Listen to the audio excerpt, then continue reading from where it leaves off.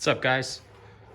I just want to give you a walk around, kind of a close-up of this VooDoo Megaphone Sidewinder for the first gen Hayabusa.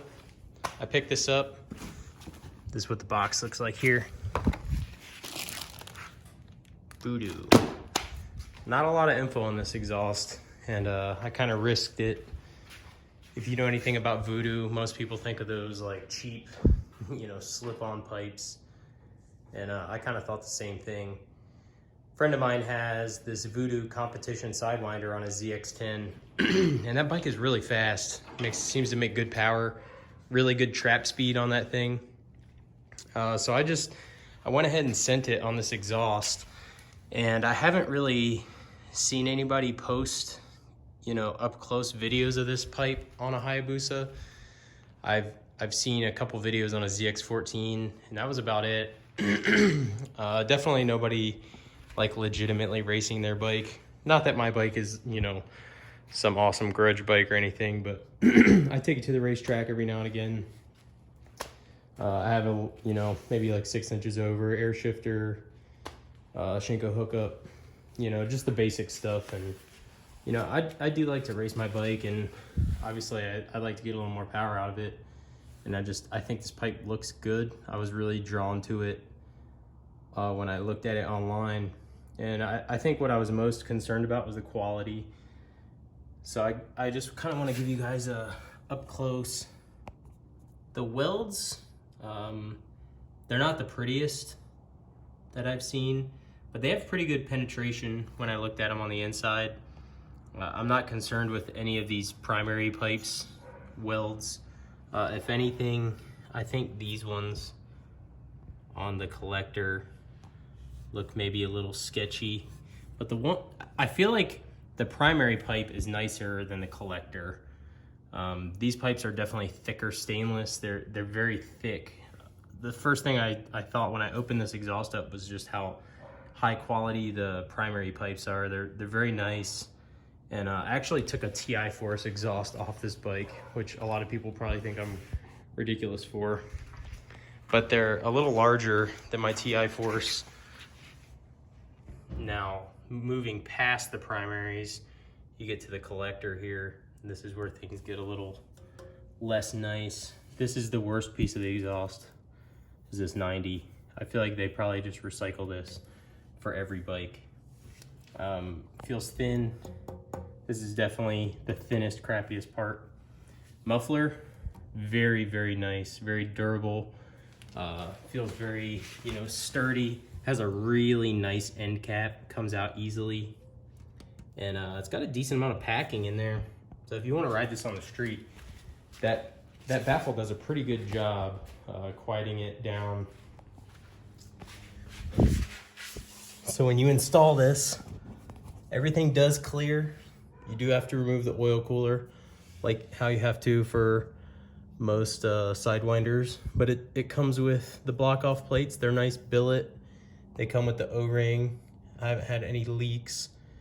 You do have to buy the pair valve block off separately.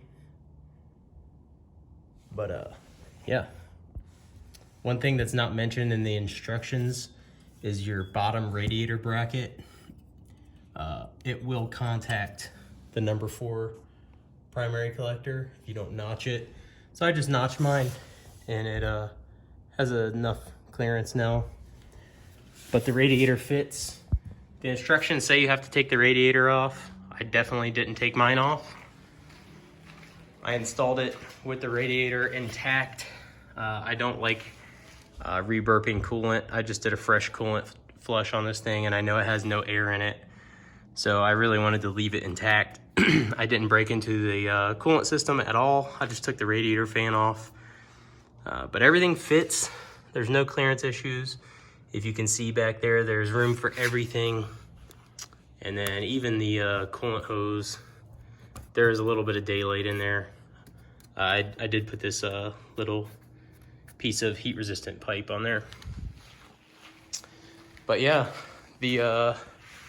another thing to note on this exhaust, might be kind of hard to see, but the number 4 This is number 3, and then this is number 4. The bottom bolts are incredibly difficult to get to just because the bend of the pipe. It can be done with an open end wrench. It doesn't leak at all, so I'm pretty happy this exhaust doesn't leak. It sounds really nice. So I'll post a picture of that, or sorry, a video of that. And then the pipe comes down here. It says something about spacing out your rear set. I did not space out my rear set. It's just how it came. I just used this bracket. It's not tightened down because I'm still gonna put the fairing on. And I'll show you how I did that in a different video. But the bracket is, it's good enough. It's an exhaust bracket. And even with it not tightened down, it'll shake the whole bike. So one thing you will have to do, this doesn't contact your rear set. And then a lot of people say that, you know, they hit their brake on their Sidewinder.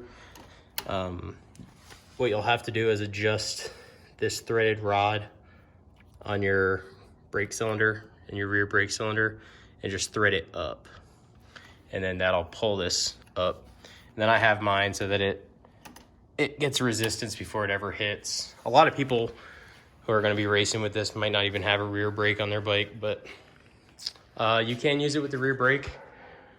Overall, I think it's gonna suit my needs at the price.